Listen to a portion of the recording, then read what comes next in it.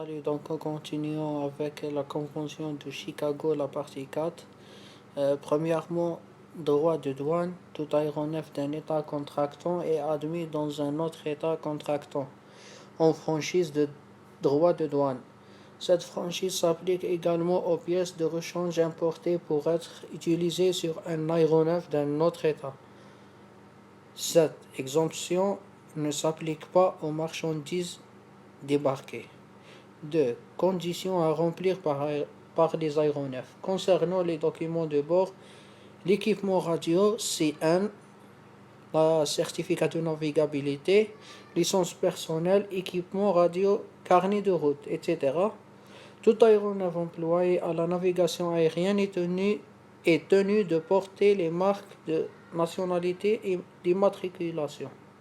Les aéronefs ont la nationalité de l'État dans lequel ils sont immatriculés et ils ne peuvent être immatriculés que dans un État seulement.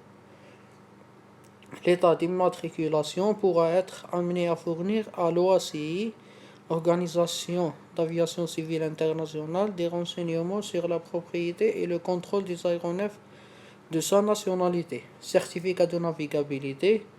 Tout aéronef doit être muni de son certificat de navigabilité validé par l'État dans lequel il est immatriculé. Licence du personnel. L'équipage de conduite doit être muni de brevet d'aptitude et de licence délivrée par l'État dans lequel l'aéronef est immatriculé.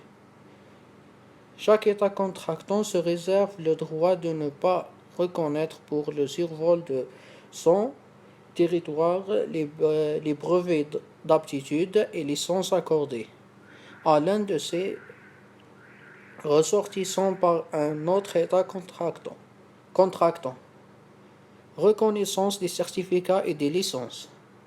Les CN, brevets et licences délivrés par un État sont reconnus valables par des autres États si les conditions de délivrance sont équivalentes ou supérieures aux normes minimales établies par la présente convention.